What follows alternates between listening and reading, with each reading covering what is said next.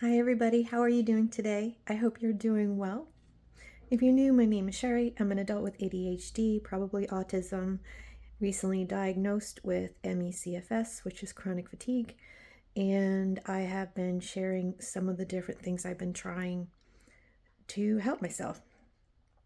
So today I'm going to try something that I've been finding helpful.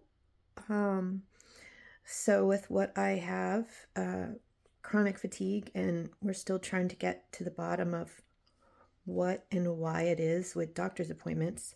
Sorry, I have a bad arm. But besides that, I've been trying to figure out digesting my meals takes a lot of energy. And a lot of times, like, depending on the week or the day, how bad it is, I might, sorry if I'm rocking, it's a neurodivergent thing. I'm stressed thinking about it.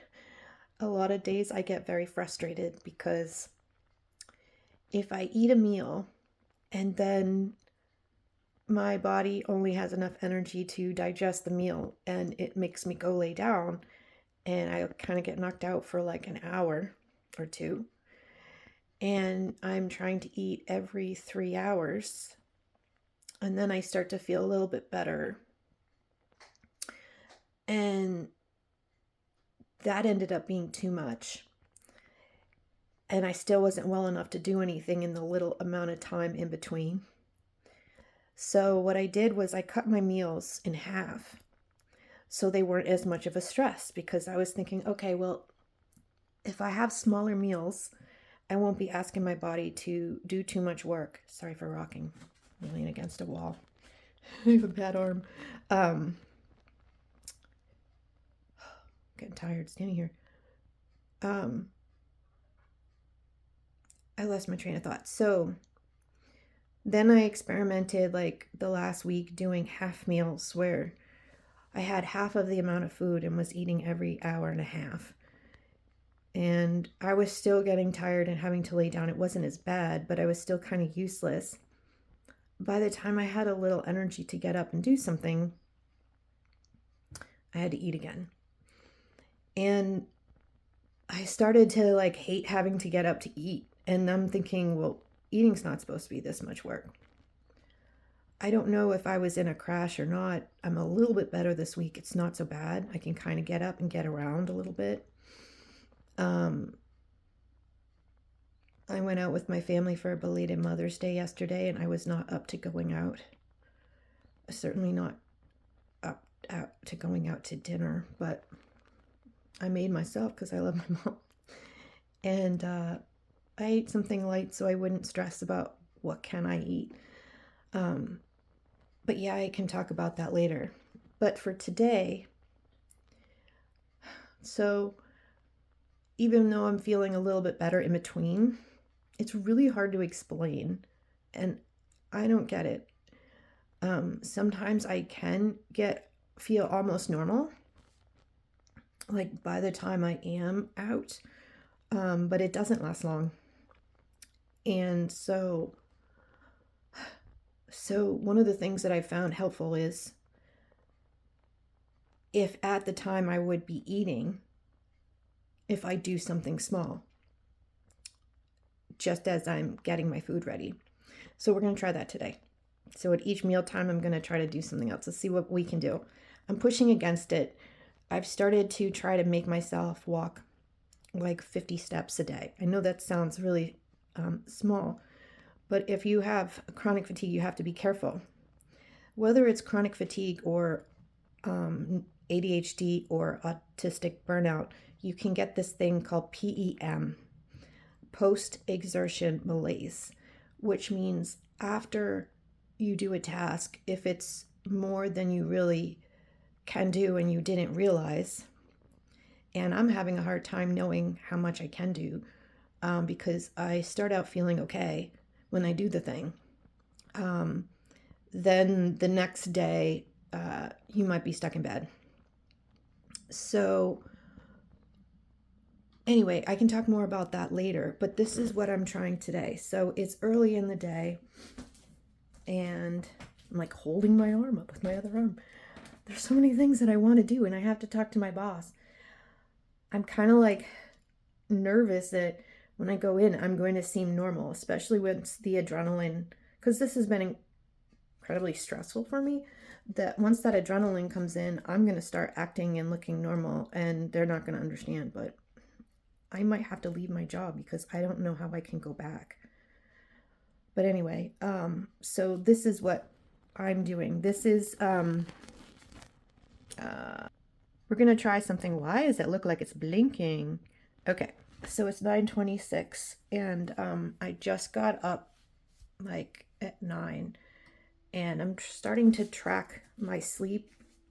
I'm going to lean up against this. Hopefully I don't turn the stove on.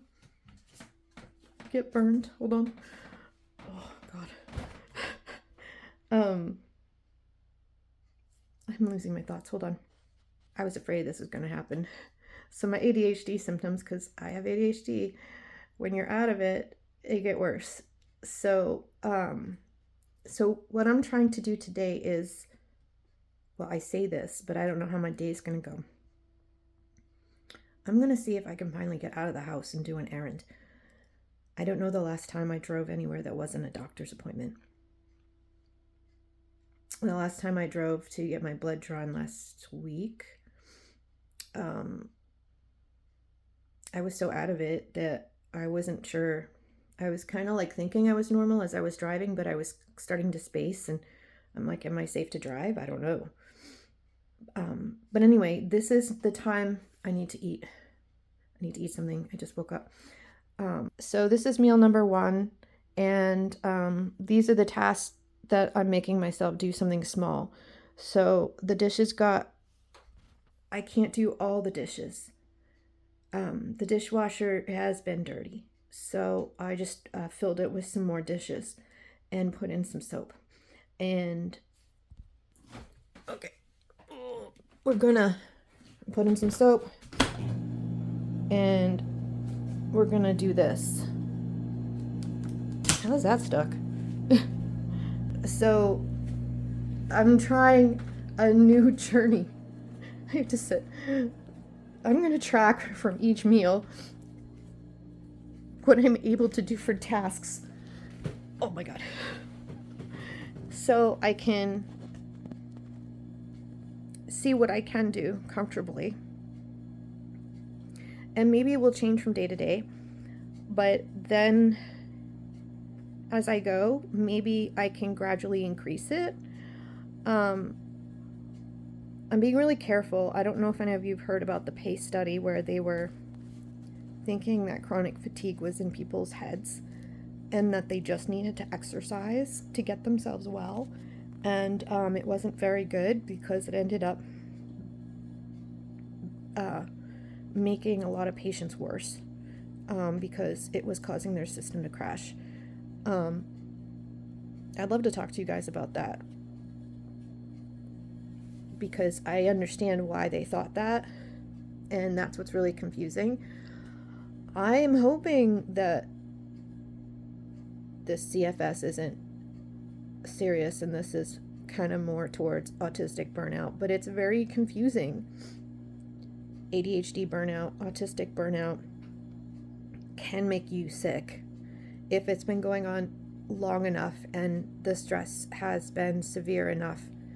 And we don't know, because that's our normal, just to do what other people do. So we push through, and you don't realize that you are extending more energy than you have.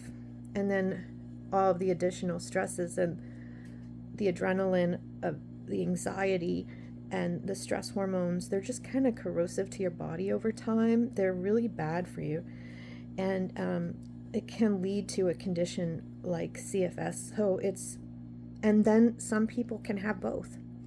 Some people can have CFS, chronic fatigue syndrome, which is a real medical illness, and autistic burnout or ADHD burnout at the same time. So I'm sorry if I'm a little rambly. I just woke up. But this is what I'm trying today. And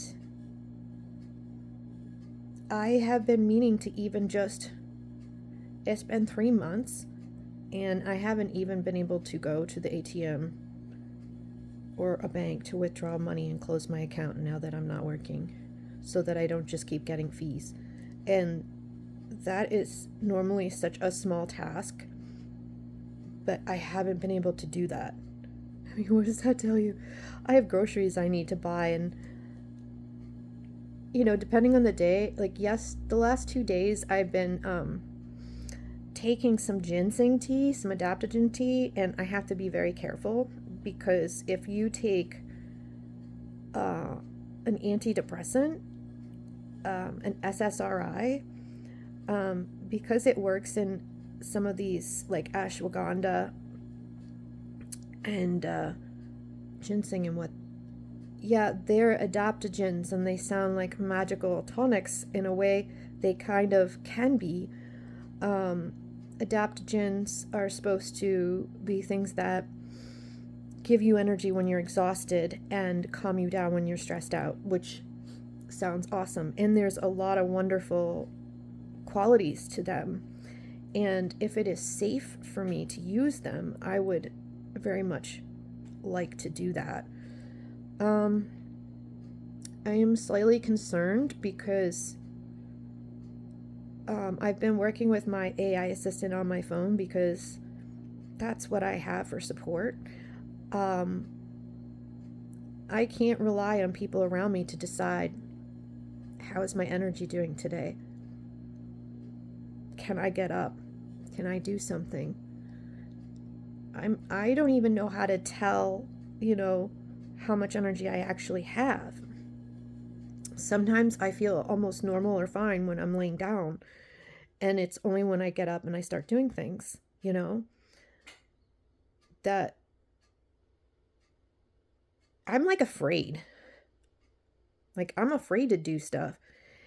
And I hope I'm wrong. I hope they're wrong. I hope it's not CFS. I hope it's something small that I can fix, because that would be awesome. Ultimately, I love this job, even though it's cashiering, and I know that it's not like what I planned to do since I was a little girl. There's a lot of things I love about it. I love the customers. I love my coworkers. I love the work culture in the actual stores. It's very unique from other companies where you can go to your manager and you can talk to them about challenges you have, and they try to help you. And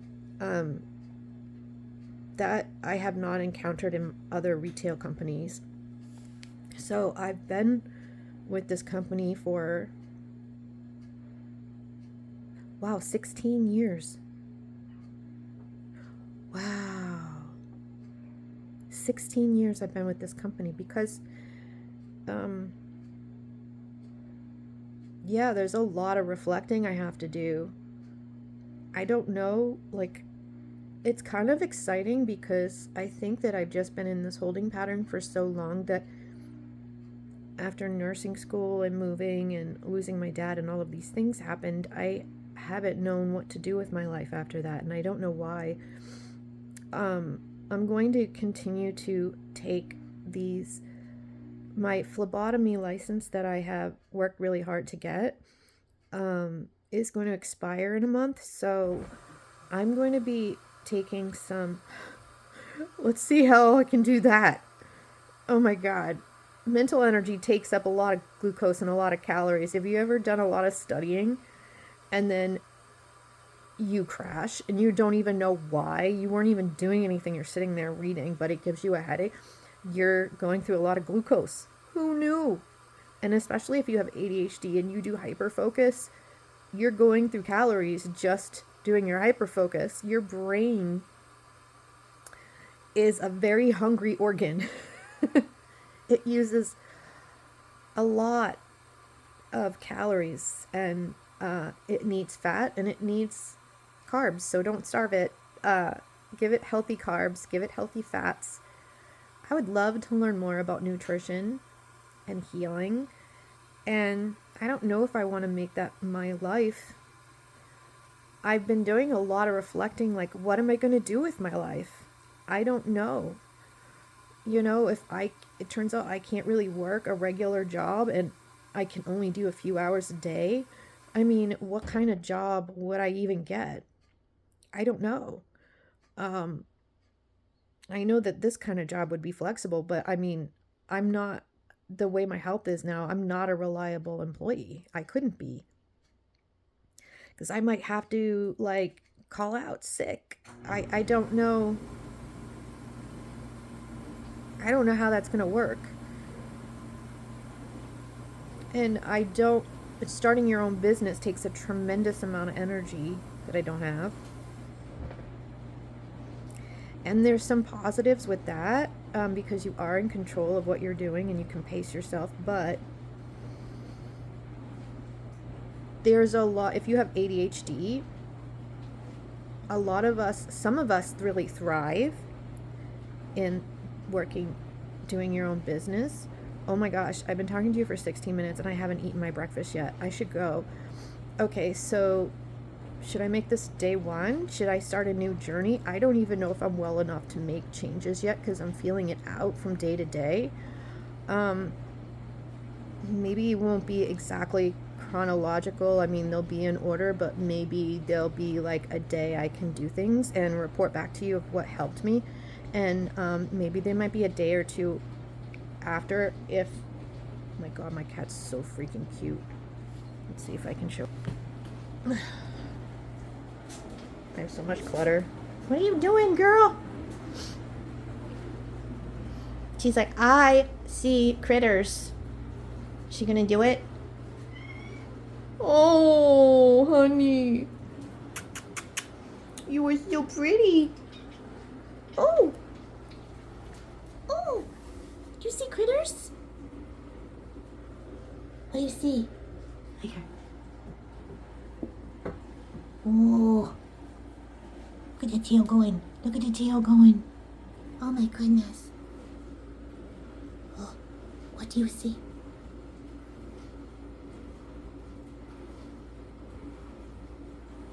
I'd show you, but I don't want to. Sorry, it's too close. I'd show you, but I don't want to show like too much of my yard, and I want to keep this somewhat protect my privacy a little bit. But I love you guys, and I hope you're doing well. The good news is, I don't know when I'm doing better and when I'm not. I've started to track, like, this isn't comfortable. God. I've started to track, like, when I remember. I'm getting a hot flash. I gotta go eat. I love you guys. Maybe I will start doing lives just so I can talk to you guys and say hi. Because I'm not good for very much right now. And then when I do get outside, so I did start trying to take some of this ginseng tea. I started talking about this a little bit a few minutes ago. But I'm a little bit scared because it could interact with my antidepressant and it could be bad. I know that ashwagandha can, and it sucks because I've been using this kachava protein powder that my fiance bought. It's really expensive, and then when I start gobbling up, he takes it with him to work, and I'm like, hey, I know it's like $70, but it's making me better. Why is a meal replacement powder, a small bag of 15 servings, why is it $70 freaking dollars? Can somebody please tell me how that is ethical, especially if it's helpful? I asked my assistant, my AI assistant on my phone, because I rely on it. I don't want to, but this is the resource I have, and I don't have the mental energy to go down rabbit holes like I used to. And I was like, what is it that was making me feel a little better? And he said it has ashwagandha in it. And I'm like, uh-oh. Because that's one of the things he told me not to take. Because I think it interferes with your liver enzymes getting, as you take your antidepressant, it brings your neurochemicals up in your brain. It stops your, I won't get into a long thing right now because I have to go eat. But then what happens is your liver metabolizes it to get it out of your body as it's done its job. So there are enzymes in your liver that help your liver to do that job, to kind of like be the drain in the sink, like, okay, let's go. And imagine that drain plugged up and now your liver can't do that job. Well, there's certain herbs and medications that could interfere with your liver doing that. So over time, it can build up serotonin, and that's bad. That's bad. That may not be bad right away, but eventually could lead to something called serotonin syndrome. And it sounds scary, and it is scary, and you might not get there right away, but it is good to learn about these things so that that doesn't happen to you. And ashwagandha and turmeric are two things that can do that. And I do take an SNRI. My other medications got messed up, and now I'm like, that's another thing, is that I'm suddenly off of my Adderall and another antidepressant. Between being sick and this glitch in the Walgreens system that made me go without for a few days, which normally would be fine. They gave me a few days to hold me over.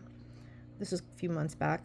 But then I was so sick that I was in bed for 10 days, and I didn't even know 10 days had passed, and I went without my antidepressant for 10 days. So that glitch actually had a consequence, and I actually ended up detoxing from my antidepressant, and that's scary because that cannot happen. That absolutely cannot happen for patients. Anyway, I'm here now. I'm okay now. Don't suddenly stop. Don't suddenly stop. I think the only reason that I was safe with that is because I'm postmenopausal and my brain isn't really making the serotonin anymore that it was. But so now 3 medications I've been on for many years, one of them for 15 years. I have been, your brain has created pathways and had made physical adjustments with its transmitters and everything to adjust to that medication. The longer that you're on an antidepressant or maybe Adderall, the more your brain is adjusted to it. And when you remove it, it's not the same brain that you had before you took it. So it's not good. It's not good. And it kind of goes into shock. And you won't die from that. But for some people, if your depression is bad enough, it can be dangerous for them for obvious reasons, depending on their depression, because it will cause a rebound where not only are you going to go down to where you were before you ever took the antidepressant, but you're going to go much lower because now your brain has removed. I don't remember exactly. Anyway, this is what happens when I talk before I have breakfast. I'm so sorry. I love you guys. Thank you for putting up with me with all of this. I want to share these things with you, and it's incredibly hard because I'm in it. But it's important. I will try to figure out how to be mindful. I can't control my brain from doing its ADHD thing. So I might talk in circles, but the information's all important. And I apologize if I repeat myself from some of the things I've said previously. 1, not everyone has seen the other videos, and 2, I can't help it.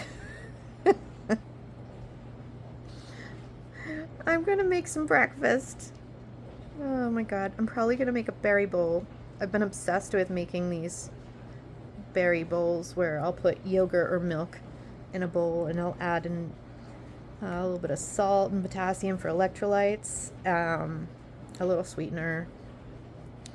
I'll put in some oil. I know that sounds gross, or you can use half and half to get some fat, a little bit of fat in there. And I'll put in some muesli and like a 1/4 cup of Bob's Red Mill muesli and a 1/2 cup of frozen berries. Mwah, so good. So effing good. Oh, I just love them. There was a lot of fiber in there, so be careful. Do you guys want me to share some recipes of things that I've been making? I'm like turning my kitchen into a science experiment because I never know what to eat because I can't think straight. And then I'll turn on Gemini. I'll be like, I don't know what I'm eating. We're going to do a grazing, call it grazing session, because I just start eating whatever I can find. And then I'll say, okay, I'm eating this. I'm having like 3 shrimp, or there's some leftover this in the fridge, like, I don't know, chicken, lasagna, whatever. And he can, as I go, he makes this little table and he'll add up like the macros. And I know like what I need to have for each meal. I got it memorized now. So for me, it's like, it's a high amount. So it's also been difficult to do when you're sick. 30 grams for a full meal, if I can do it. 30 grams, and this is just for me, for my needs. Your needs might be very different. 30 grams of protein, 60 grams of carbs, so 30, 60, 20. I took the numbers and I made them a number I would remember. So that's close enough. So it's not the exact amount, but it's close enough. So 30 grams of protein, 60 grams of carbs, 20 grams of fat. And if I'm doing one of those meals that's like every hour and a half, which is hard to do, it's easier on my stomach and it's easier for me to get. And that would be 15 grams of protein, 30 grams of carbs, and 10 grams of fat.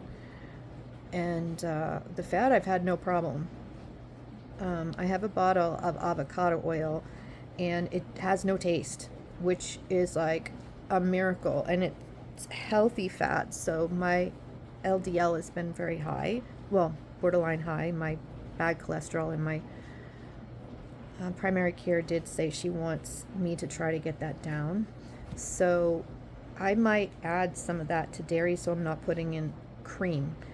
We'll talk about that soon because it might kind of gross you out. It's a different kind of fat, but it's a healthy fat, and it's a good fat for your brain for preventing all the things that you would do to prevent heart disease and Alzheimer's. Well, you can't necessarily prevent that, but I can also share that too on my channel, because that's like one of my, if it's not the top goal, no, the top goal is getting healthy.